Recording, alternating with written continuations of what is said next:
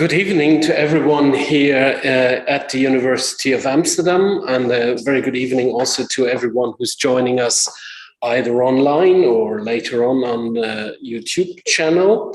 I'm very happy to present the third lecture in our UA discussion series here at the UFA. And today our topic is civil society in Ukraine. Our speaker tonight is Olga Burlyuk, a colleague from the Faculty of Social Science. Olga Burlyuk is Assistant Professor of Europe's External Relations at the Department of Political Science and an affiliate of the Amsterdam Center of European Studies, which is hosting the series. Prior to joining the University of Amsterdam, Olga was a postdoctoral fellow of the Research Foundation of Flanders, FAO, at Ghent University, and worked as a visiting lecturer at the University of Kent in the UK and the College of Europe in its Bruges campus. In 2019, she spent a semester at Harvard University as a visiting scholar at the Harvard's Ukrainian Research Institute, and she conducts research on Europe's external relations with a focus on the EU's efforts to transform third states and societies through the promotion of democracy, the rule of law and human rights, trade, development cooperation, and cultural interaction. Ukraine is the geographic focus of her interests and her expertise. Before I take the rest of the evening's time by listing all the interesting publications that Olga has produced in the field, I think I better hand over the screen to her and ask her to start her lecture. After some 35 minutes, we will stop with lecturing and open up the floor to questions from the audience here in the lecture hall and as well from those who watch us online. Please use the question and answer function in the Zoom webinar to send us your questions. Thank you. And as I said, Olga, the Zoom screen is yours now. Thank you, Christian. Good evening, everyone. Unfortunately, I cannot see you, neither the people on site in the room nor the people online because of the webinar format. But nonetheless, I want to thank you for joining this event, for your interest in Ukraine, in what's going on in Ukraine, and in what has been going on in Ukraine before the war and might happen after. I will now try to share the screen of my presentation. I've prepared some slides for visual aids. Does this work now, Christian? Can you confirm? Yeah, okay, excellent. So as advertised, I will talk about civil society in Ukraine post-Maidan, meaning from 2014 onwards. But before I start, I wanted just to reflect briefly on the massive change and the massive turn of events over the past months, a little over months. And I have here this line this time 2 months ago, because there was a particular event that happened. I was approached with an invitation to give a guest lecture on Ukraine in the University of Manchester. And I politely declined and said, you know what, I've just started this amazing new job. So my hands are full with, teaching at the, just a second, I'm trying to, my hands are full. And anyway, for the time being, I don't want to comment on Ukraine, right? And then the war started. And for the past 34 days, I've been more or less full-time commenting on the war in Ukraine, either as a lecturer to students and interested audiences, or as a researcher writing papers and articles, or as an expert talking to media of different countries. The most exotic so far, I believe, was Colombia, Colombia in Latin America. It's been an extremely intense period and a very steep turn. And I wish I was there in the room to also chat with you in the audience how it has been for you as well. Now, in today's lecture, I will talk about. Sorry, I just want to. No, I cannot adjust. Just 1 second, if I can adjust the view. No. Okay. In today's lecture, I will talk about civil society in Ukraine post-Maidan, drawing on 3 different research projects that I have been doing. Well, projects in quotation marks for one of them. First is the big, serious project where I was a co-editor, a project on civil society in Ukraine post-Euromaidan. It was a project that ran for 2-3 years and brought together 22 scholars. And we've produced a special issue and an edited volume. And these two were completely different products in the sense that people wrote different texts and there were different author crew. So this will be the foundation of my presentation today. I will go over the motivation for that project, you know, the assignment we put for ourselves, what were the different findings of the different pieces. But then I will contextualize those, kind of fast forwarding from 2018, what has happened in the last 3-4 years. And for that, I will draw, well, first of all, on my following the literature and following the reality, but also specifically on the project of Carnegie Endowment for International Peace, where I was actually the lead researcher on the Ukraine case. And it was a project on democratic innovations in non-Western democracies. The idea was to look at the different non-Western democracies and all the fantastic democratic innovations, specifically in the sense of citizen participation. So, you know, citizen involvement, civil society versus state, you know, and what is going on there that might be of interest to countries elsewhere. And this project brought together 12 experts from 4 different continents. So Asia, Europe, Africa, and Latin America, where each of us would do a case study of their country. And I was doing the case study on Ukraine. And 2 days before the war, I've confirmed the outline of what I should be doing. I mean, what I should be writing about. I confirmed it with the head of the project because I've already done the research.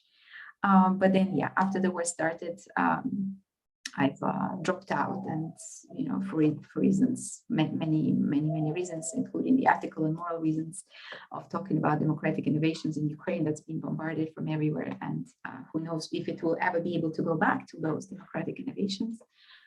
But also, yeah, just practical reasons of writing it.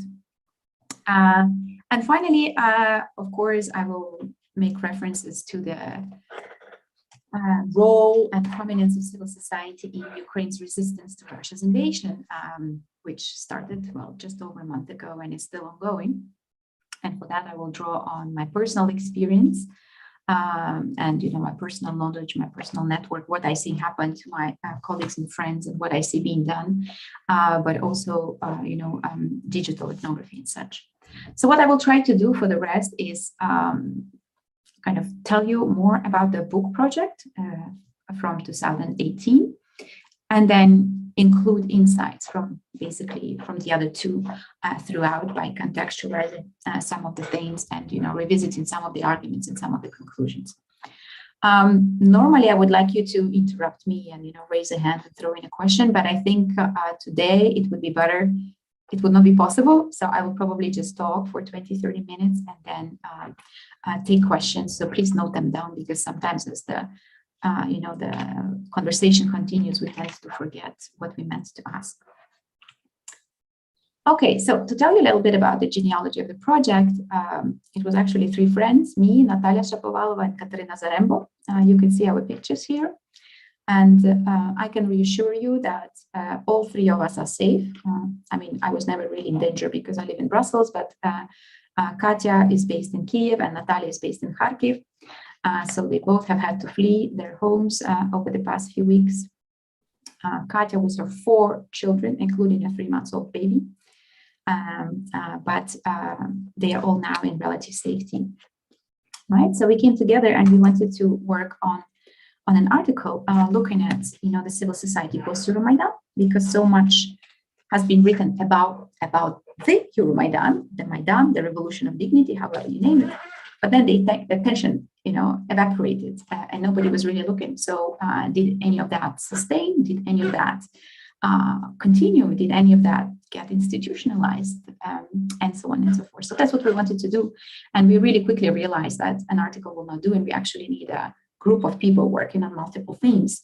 And that's how we ended up writing a special issue and eventually afterwards also an edited book. Now, let me tell you that the special issue is published open access. It's available online. You can Google it, or I can send you a link. A book is also not it's not available online, but it has an e-copy and can be purchased cheaply, but you can also drop me an email and I'll send you a PDF, but don't tell the publisher. Right, so how the project was conceived, I kind of jokingly labeled it here the editorial policy, but we did have our own editorial policy, right? So first of all, we wanted to look at post-Maidan, right? Because like I mentioned a moment ago, a lot was said on what happened, on the revolution itself, but not so much on what became of it. So that was our primary focus. We wanted to look at changes in civil society's relations with the state and broader society, but we were also interested in changes within civil society itself, within its texture, its nature, its way of organization, way of operating, people in it, and so on and so forth. So we ended up working on both kind of tracks and have two parts in the book. We worked very much phenomenon-driven in the sense we started with a very broad definition of civil society, and we were at some point, purposely sampling for different themes. We wanted this addressed and that and that and that.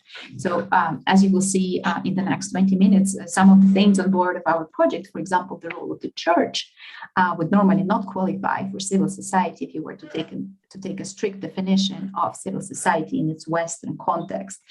But, in the context of Ukraine at the time where church was the single most trusted social institution or public institution in the country at the time that we were working on this, 2017-18, it just seemed crazy to not include, the social role of the church. So you will see in a minute, we worked with a very broad definition of civil society. In a similar manner, we worked inductively in an rather inductive process. In the sense, we wanted to discover things and conceptualize them rather than start with mostly Western formulated concepts and then see if they apply and fit in the context. Because what you often see if you read the literature on civil society in post-communist states, civil society in Eastern Europe, civil society in recent democracies, etc., you will often read about how these are very weak and unstructured and barely can be found.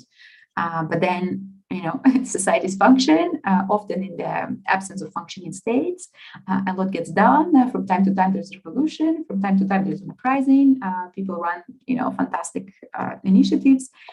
So we wanted kind of to reverse the gaze and start from the society and see, if the concepts fit rather than the other way around.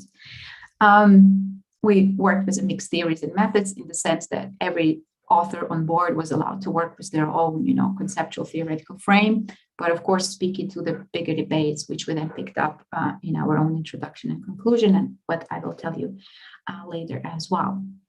Now, we also had a few kind of not strictly academic policies, not in the sense of research design, but in the sense of where are we going with this. It was very important for us that the project would be read, not only published. So we deliberately worked with an open access journal for the special issue and with a publisher that's relatively affordable and had immediately an ebook format.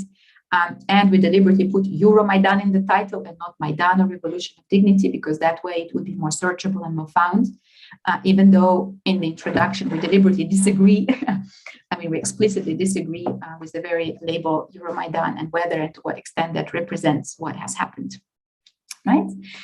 We also deliberately had a mix of contributors, Ukrainian and foreign scholars and practitioners. So it's a very interesting crowd. And something that was not at all by design, but something that we came to realize afterwards is that this was almost entirely a female project. There were no male authors on the special issue, and I believe only 3 or 4 out of 20-something on the final book. And this was not at all our doing. We worked on the basis of submissions and people who applied. And there's an interesting track there to look at the allocation and distribution of research areas and research fields. And we have this funny label, that men are from Mars and women are from Venus. And we paraphrase that, men are from energy and security and women are from human rights and civil society. So we kind of get that sense, and I would be interested to see if others are actually tipping into this and making this the subject of their research to see who's actually doing what.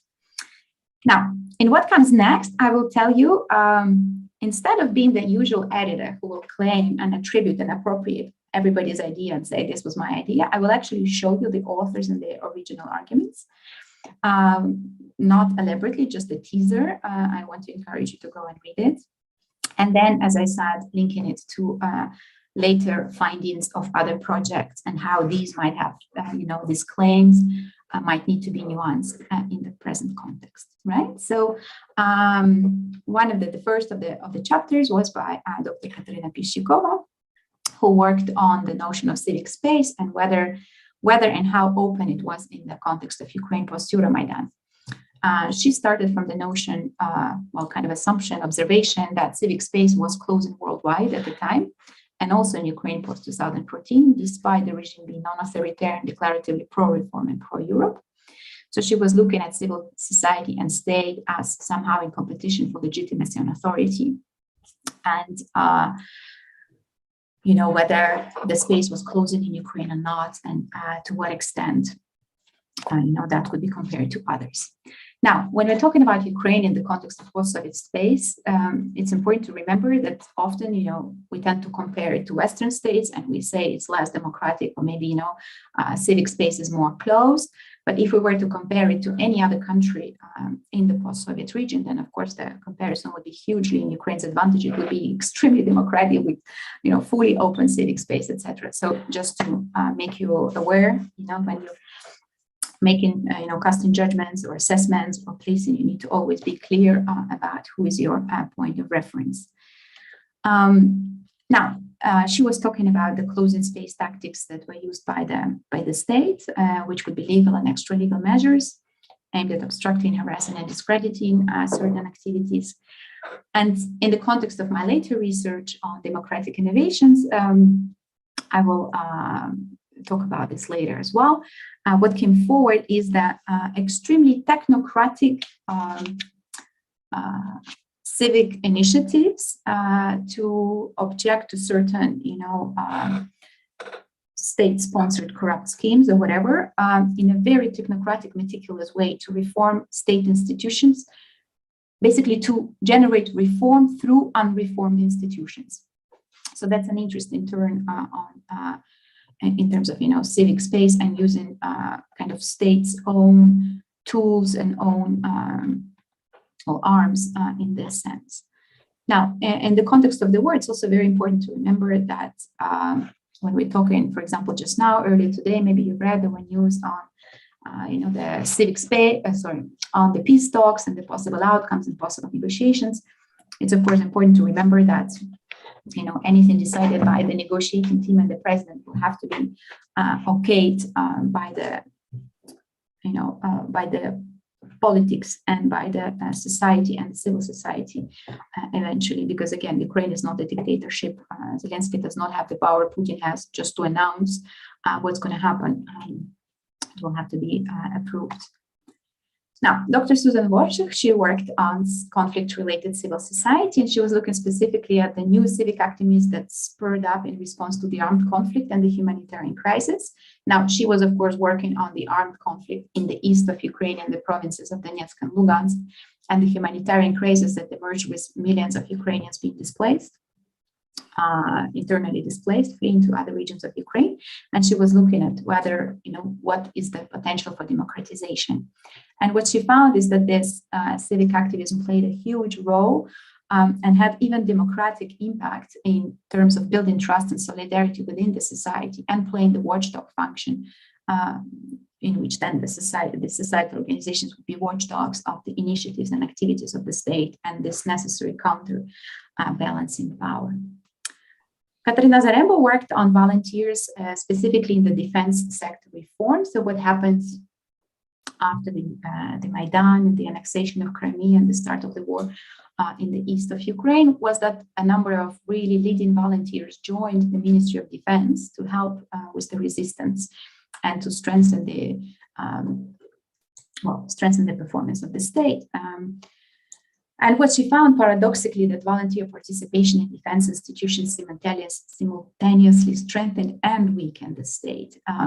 And eventually, at that time, in the early 2-3 years of, let's say, between 2014 and 2017, I believe was the period she studied, that it failed to bring systemic reform, but it did provide powerful democratic oversight of the ministry from within the ministry. right? So again, looking at Ukraine's resistance to the invasion and the combination of the different players there, right? We have the army, we have the territorial defense, we have the individual volunteers, and all sorts of things, and also different tandems between the government and different experts, activists, volunteers. This kind of dynamic is again becoming relevant.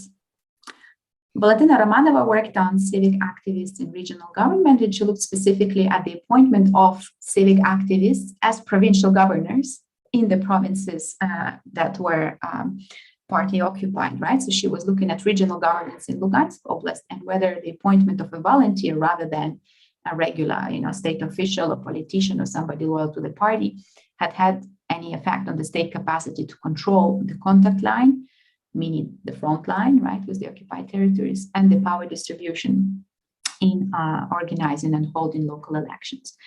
And again, there she found a mixed record that it influenced one but not the other. Very interesting, and probably will be newly relevant in the context of the current situation, is the work by Anya Basilo and Giselle Bosse on local civil society organizations in peacebuilding. So what they looked at the role of sub-state and non-state actors in the conflict in Ukraine and the everyday peace, following the everyday peace approach. And what they found is that the narratives of the top-down, so the narrative of the states involved and the international organizations, and the narrative of the local actors were basically fundamentally different and sometimes had no touching points at all. And they were speaking to the,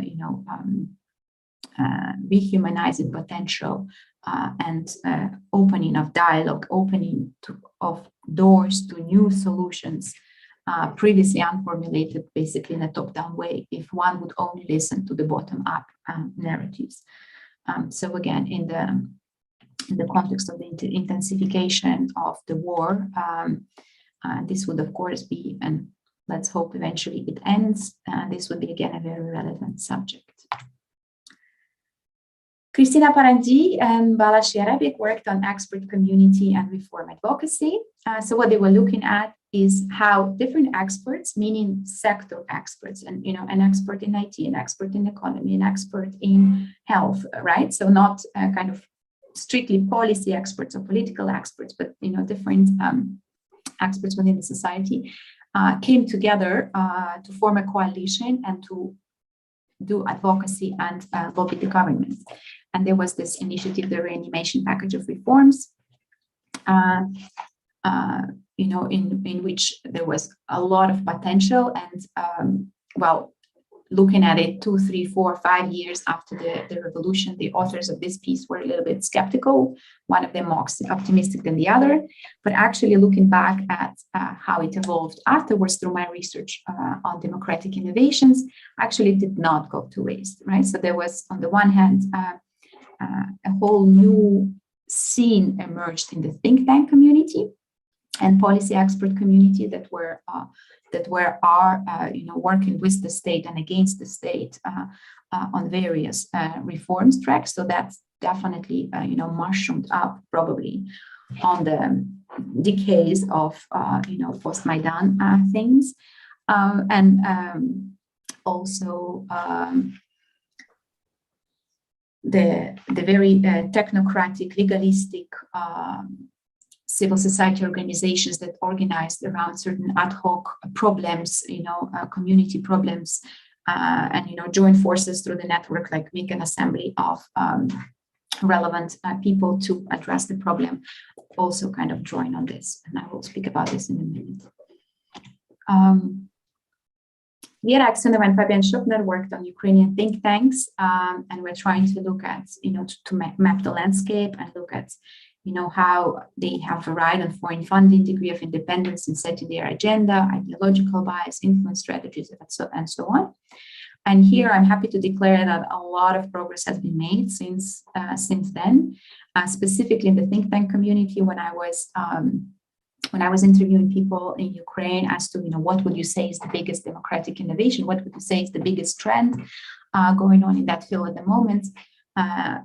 Literally everyone mentioned one of the two things. And one of these two things was the absolutely, kick-ass think tanks that emerged in Ukraine that have absolutely nothing to do with Western funding or Western agenda or, Western policy objectives or ideas or anything, completely homegrown, bringing together very young people, all 30, under 30, from making those Forbes lists, etc., and having very impactful organizations. So I will come back to this in a moment. Tatiana Kiselova was working on the mixed roles in the mediator community between being professional mediators and turning to civic activisms and civil society actors, and whether, ideationally, professionally, this would be reconciled. And she found that actually the two roles, the two identities reinforced each other, and generally to the benefit of the mediator community, but also to the benefit of conflict resolution, conflict mediation in Ukraine, again, speaking of the conflict in the east of Ukraine.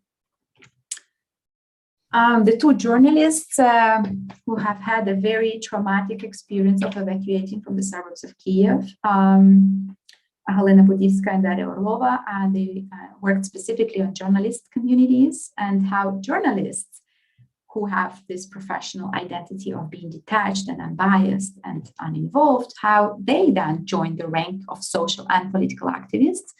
I assume if I have an audience of students that you guys are too young to remember, but there were a lot of prominent independent journalists who were at the avant-garde of the Euromaidan, who then became members of parliament, for example. And there was a lot of mixed response to that within the Ukrainian society, but also specifically journalist community as to, are you a journalist or are you a politician? Are you going to stop one or the other? How is that even to be reconciled? And well, in their analysis, they found that indeed, the fragmentation and polarization that you would generally find within the society, you could also find back within the community of journalists, and that many of them faced the question of self-censorship, should I be more true to my profession and, publish any information I find, or should I self-censor myself and not publish the information that may undermine the Ukraine cause, kind of taken at its largest. Okay.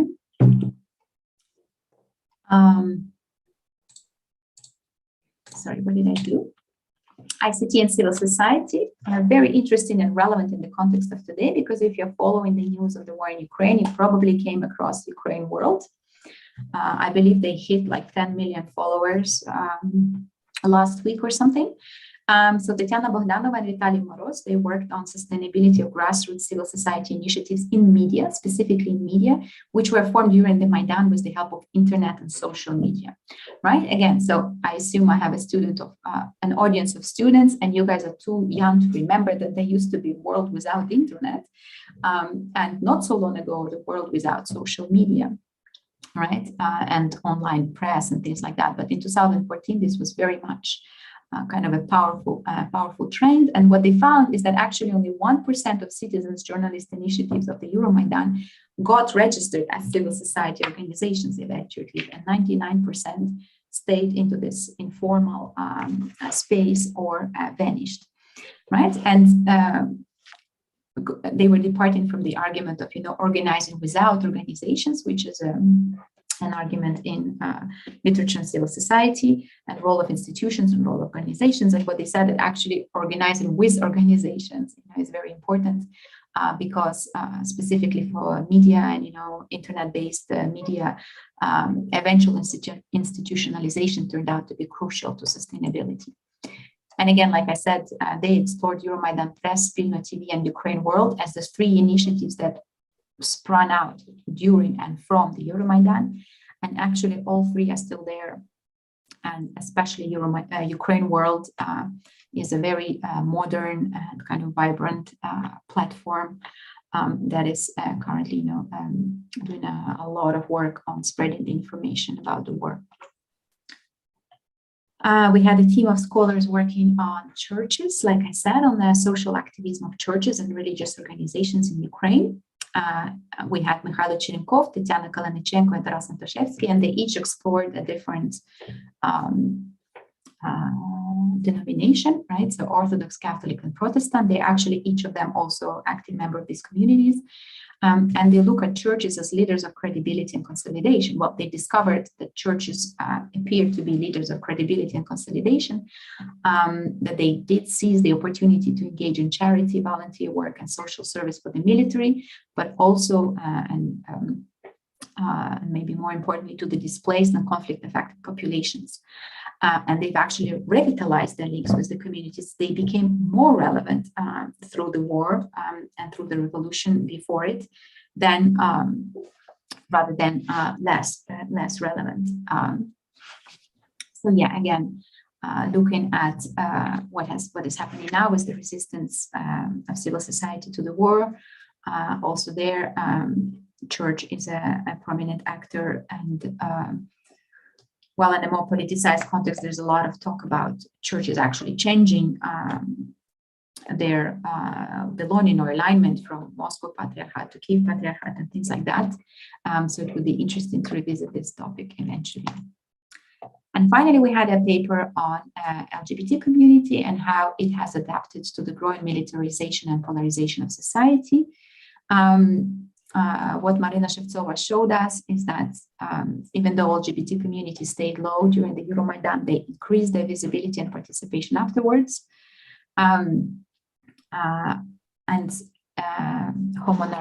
She spoke about the narrative of homonormative patriotism, you know, that a lot of, for example, you know, gay man joining the army and that being, you know, publicized.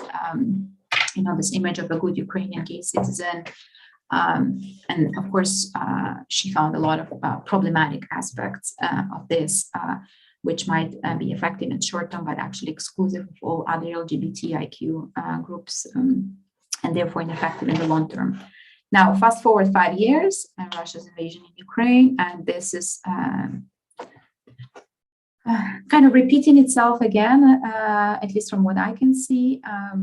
Literally just today, I saw a picture of a famous gay dancer who's doing this kind of burlesque style of him in a military uniform now joining the ranks of the army, and the whole discussion about that. So we kind of see it being repeated, maybe in a slightly different context and on a different scale, but in general, very similar dynamic. The four main takeaways of our book project, I will be brief because I see I have about 5 minutes left, was that first, understanding of what constitutes civil society.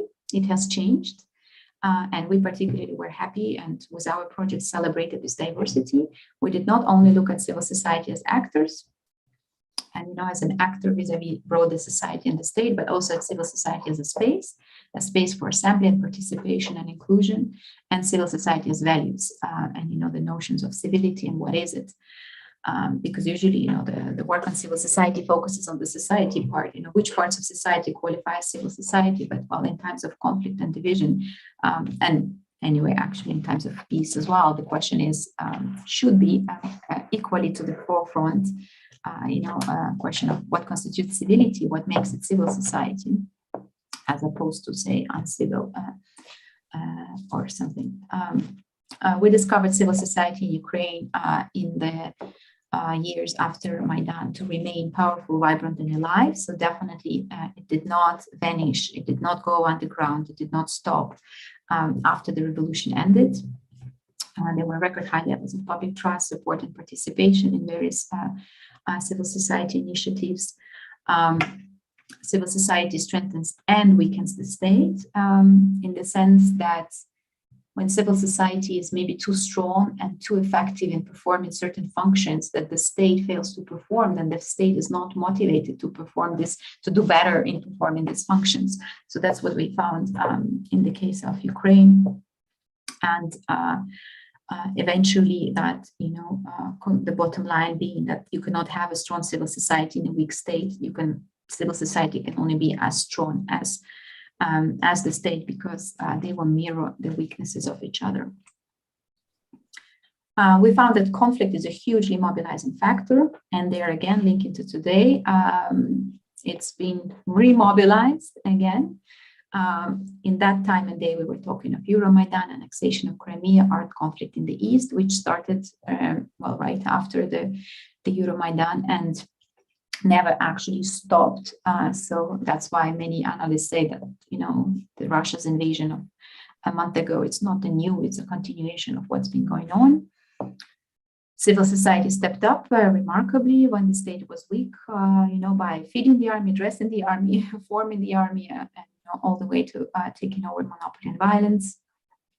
There was a lot of civic revival observed, activism, patriotism, nationalism. And again, I can repeat that that's happening at the moment as well. To the extent that it might have quieted down because things have normalized and stabilized, there is now a new overwhelming wave of these three. But then again, you always find polarization, fragmentation, radicalization that come with it. And finally, we found it to be very, we looked at the mix of spontaneity and sustainability, and the fact that it's very spontaneous, ad hoc, and responsive to the demands of the day did not mean that it's not, that nothing sustainable is left after it. And actually, in the case of Ukraine, where literature usually would talk about organizations without citizens, all these long lists, thousands and thousands of NGOs that didn't attract any people and didn't do any actual work, that we then found ourselves in a situation of citizens without organizations, rather to have a lot of, bottom-up, homegrown, locally grown initiatives where citizens either did not see the need or did not have the resources or did not get to actually properly formalizing and organizing their activities. And that's what we need for surviving in the long term. Now, just quickly on the democratic innovations in Ukraine, right? So the project where I looked at the biggest trends of the day being 2021, 2022, right? So just literally the months before the invasion, the weeks, the days before the invasion, 5 main trends came to the fore. And I've mentioned most of them already throughout the talk so far. One of them, and I said that there were 2 that everybody mentioned, the 2 that everybody I interviewed mentioned were digital state and the newly created think tanks, right? So digital state, why is it interesting and important is that because it actually speaks to a mentality shift in which state is in the service of the people, right? And I can elaborate in the Q&A if somebody in the audience finds this interesting, but just to say it's really being taken far in the context of Ukraine to the extent that people just have all their documents in their smartphone and they don't have hard copies. So much so that, for example, my sister, when she fled Kiev, she just jumped in the car and fled.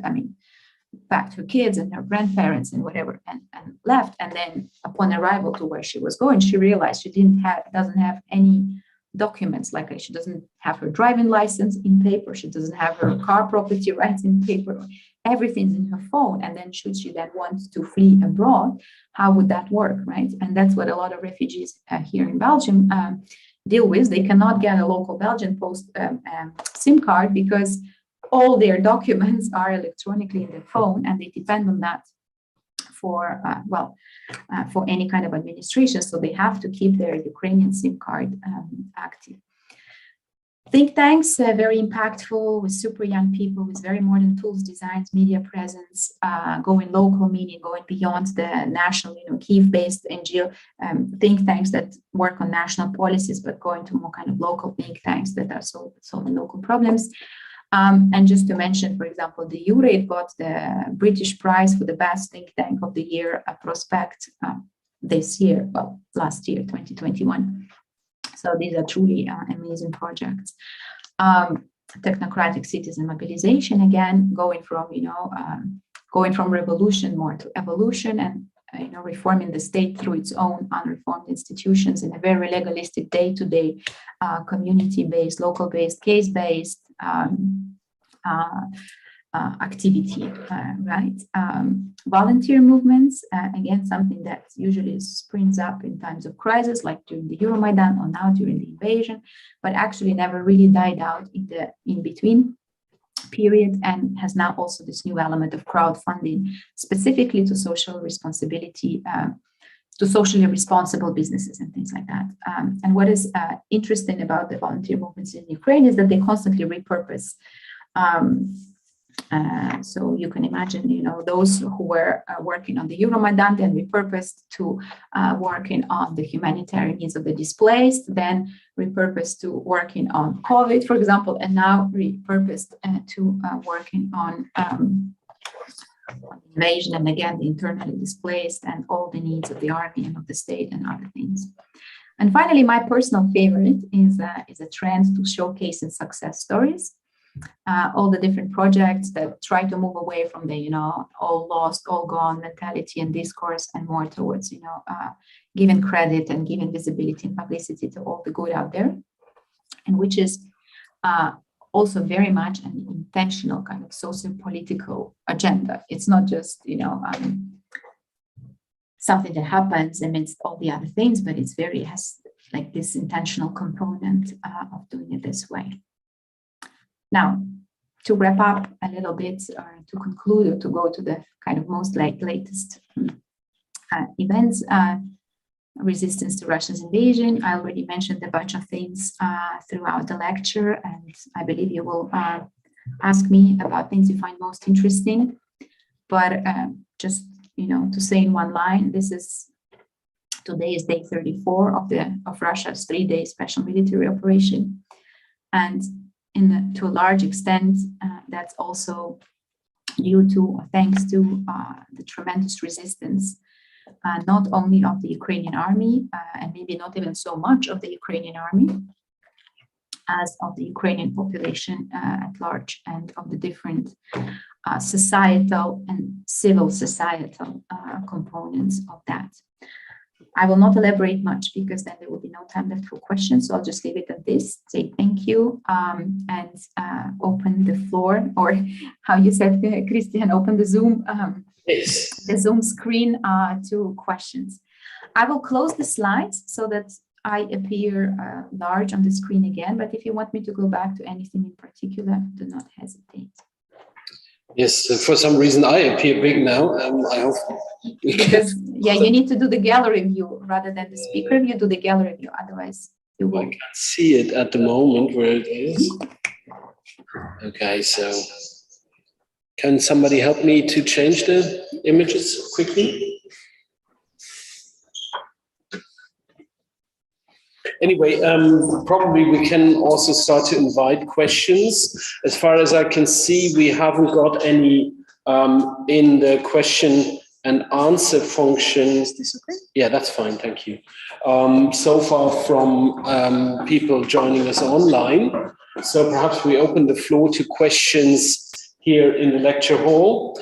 And perhaps I misuse my position here as the moderator to ask you a first question. I mean, sort of partly you answered that, but very summarily, can you be perhaps a bit more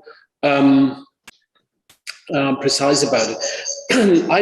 Obviously, everyone wonders after your specter of Ukrainian civil society and its activities, how much that has contributed to the resilience of Ukraine that was obviously perfectly unexpected by the Russian president and the Russian military, but I think also largely by Western observers.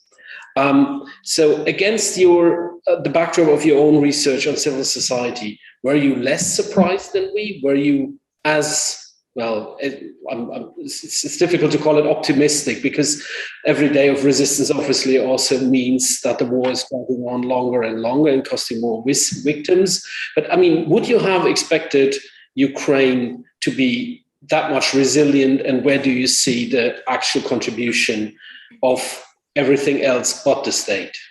Yeah, thank you very much for the question. And it's actually really nice. I meant to say it in my remarks, but I didn't want to start on a negative note, so I skipped it. But now you said it yourself on how both the Western observers, analysts, scholars, and the Russian ones, because of the kind of built-in colonial starting point, fail to see things for what they are, right? And are repeatedly surprised by something that's not at all surprising or shouldn't be surprising in the Ukrainian context.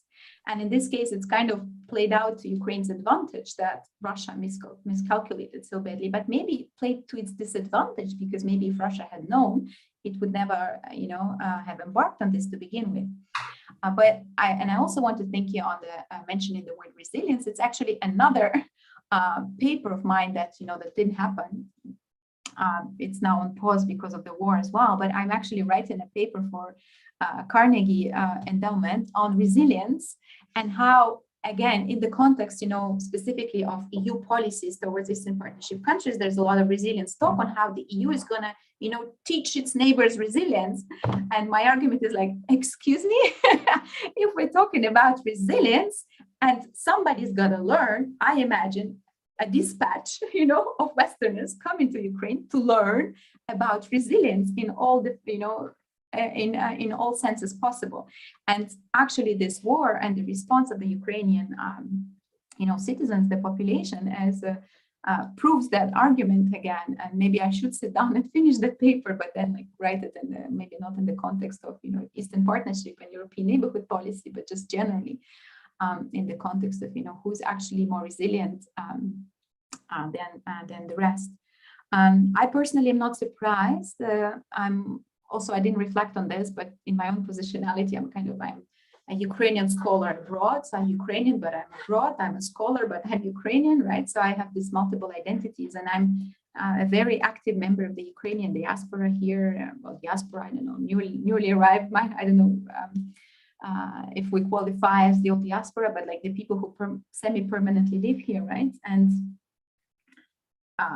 we've been doing lots of things, and actually just before the war, we launched the Ukrainian section with my book club. Because of COVID, we couldn't convene, so we redirected our energy and started a Ukrainian library in Brussels, because we realized there isn't one, and that's ridiculous. And now there are tens of thousands of Ukrainians arriving, so we're already working with multiple publishers how to restock and make this this much bigger. So also in the context of, the host committee for the refugees, there's just so much being done. Everybody's working days and nights and weekends outside their regular jobs. And in that sense, it's also, we are of course super privileged that we are not in Ukraine, so we don't need to, run from the air raid alarms or, flee our homes, and there's no, no comparison. So we have this ability. But the difficulty of our situation is that in these countries, life continues as usual. So our jobs continue as usual. There is no war.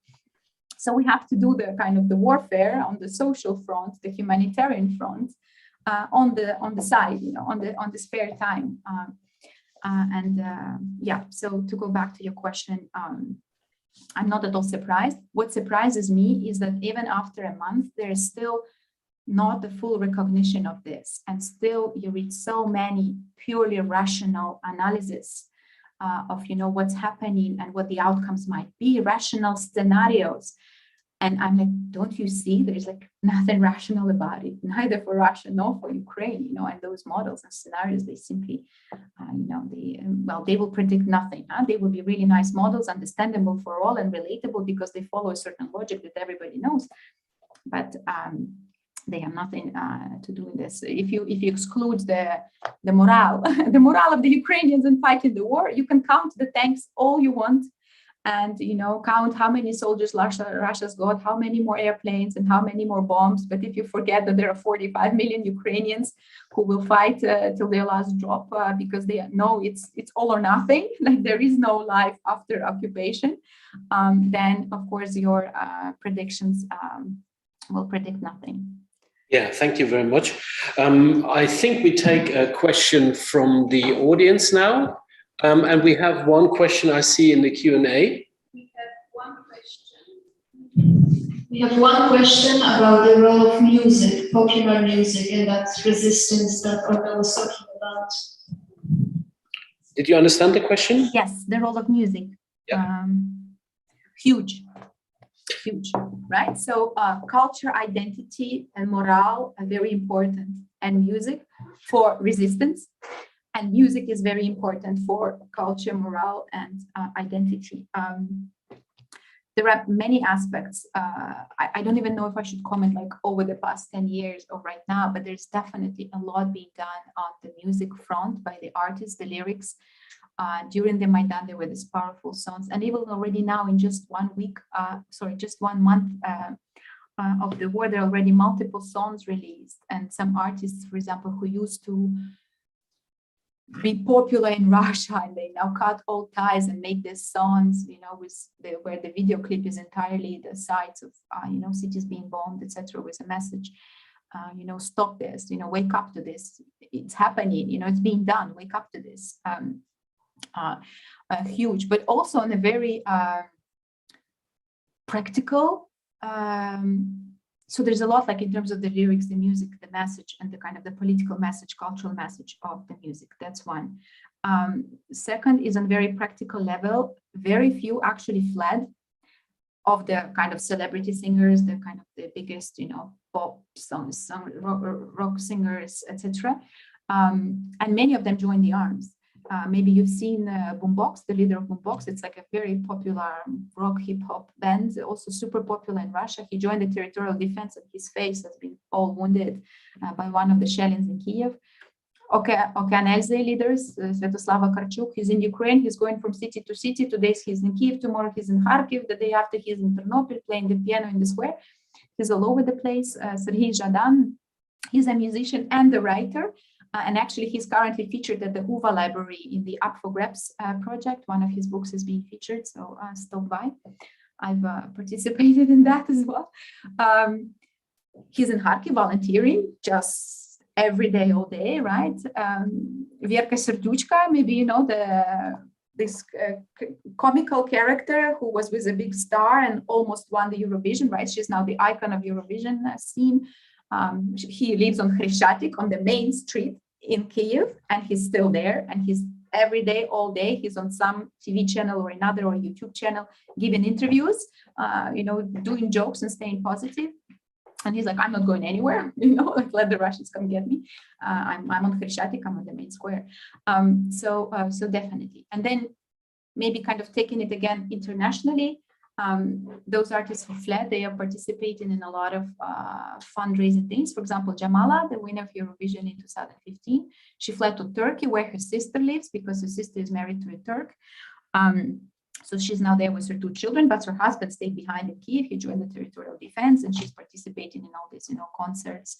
And of course, her song was already iconic, and now in the context of what's happening, it's just through the roof. And her song in turn was picked up by the figure skaters who were performing in the World Championship just a week ago. And the partner, it was a dancing couple, and the partner is based in Kharkiv. So he was first 3 weeks under bombing, then it took him 1 week to drive, and then they had like 5 days to prepare.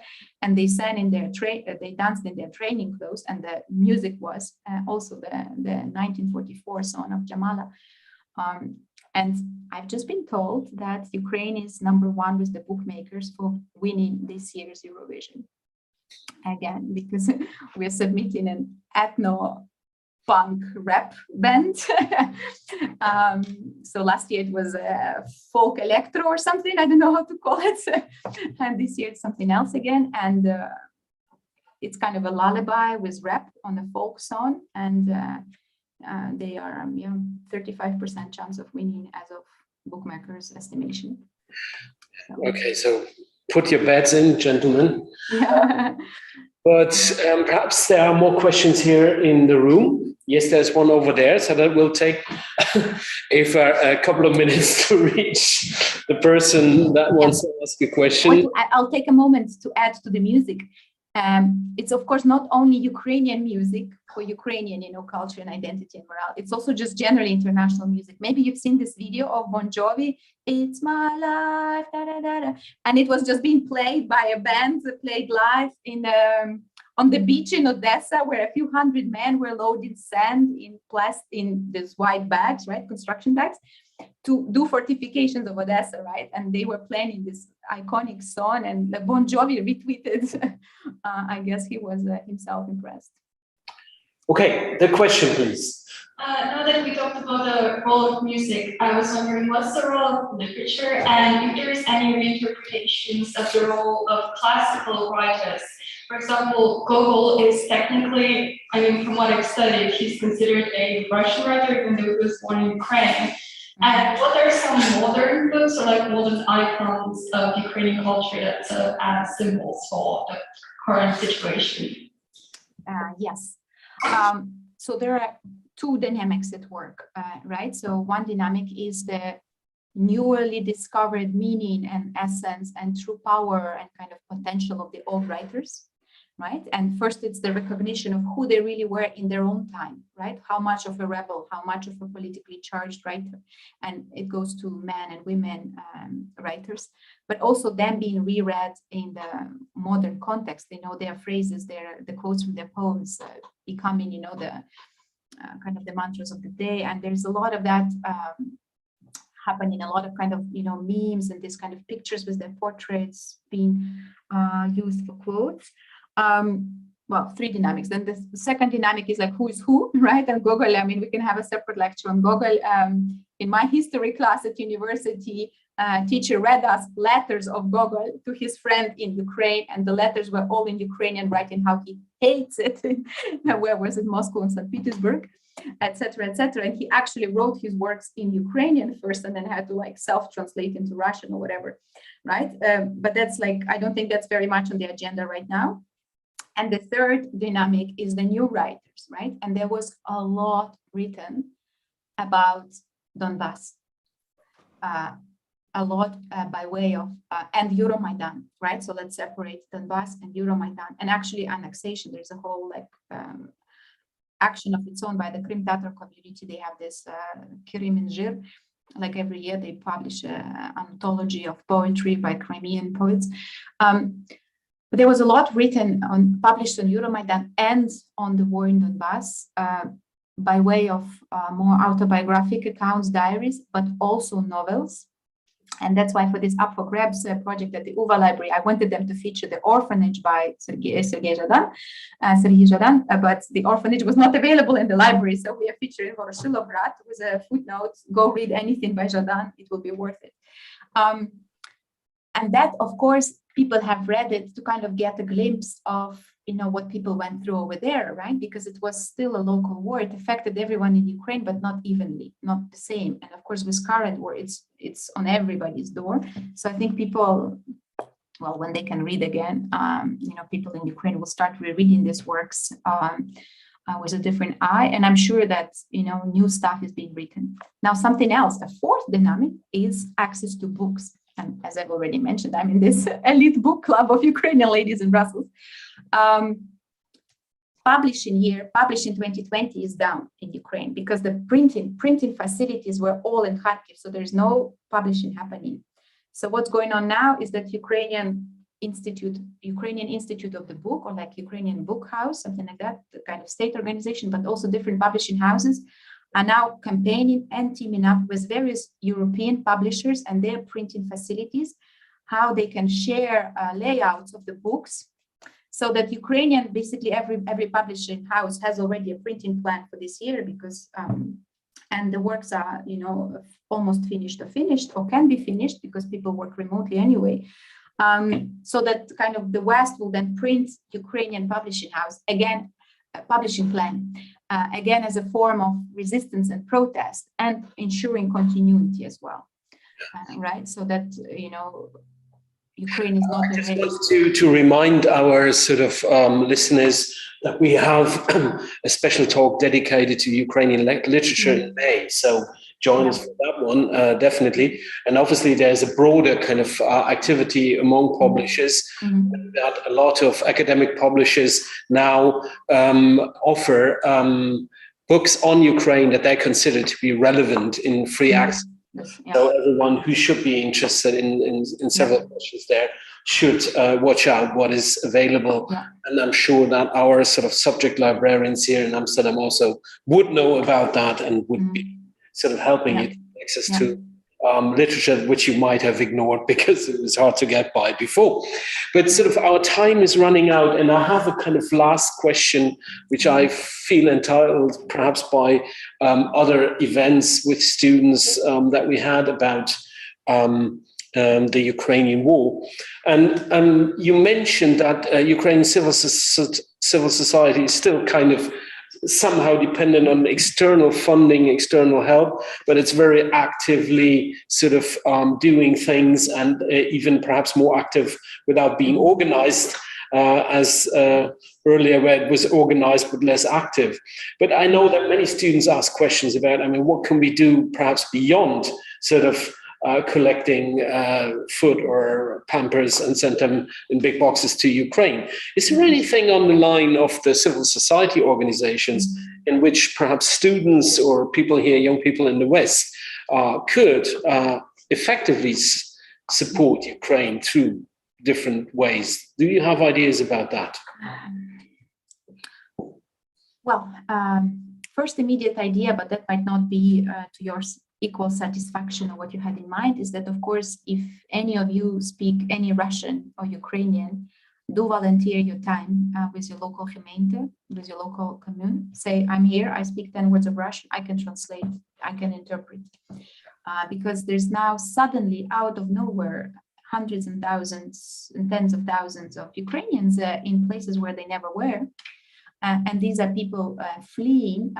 They also maybe speak some English, but often not, and they definitely don't speak Dutch. And where I live in Belgium, locals usually that speak Dutch or French, the other will be their second language, they don't speak English. So if you could volunteer your time to either translate in writing formal communication of the gemeente or your local school or your local, the house or the street or your sports club, think broad. Everybody's doing something, that would be very helpful. Or volunteer your time to interpret for like living people, right? So maybe your neighbor is hosting a Ukrainian family and you can make yourself available half an hour a day to interpret for them, rules of the house or the needs of the people. What you can also do, like what you were asking, to kind of join civil society activities, there's a lot of databases being formed, and you could maybe also work as kind of informants, fill in substance into that.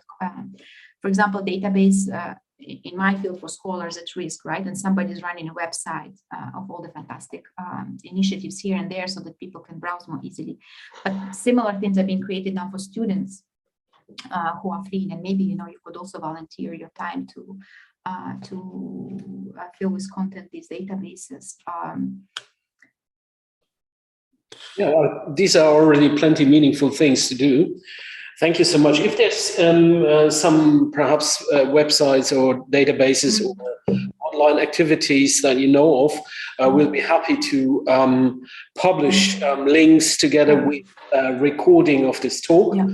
Otherwise, I'm afraid we have to call it a day. It's just one last thing I would encourage, like, think creatively, like what's your passion, what's your field of activity, and then think what could be the use of that field in the context of Ukrainian refugees, for example, and you're good. So if you go to a sports club and like, okay, can we let people use our sports facilities, etc., and you join the Facebook group for Ukrainians in the Netherlands, and there's your access.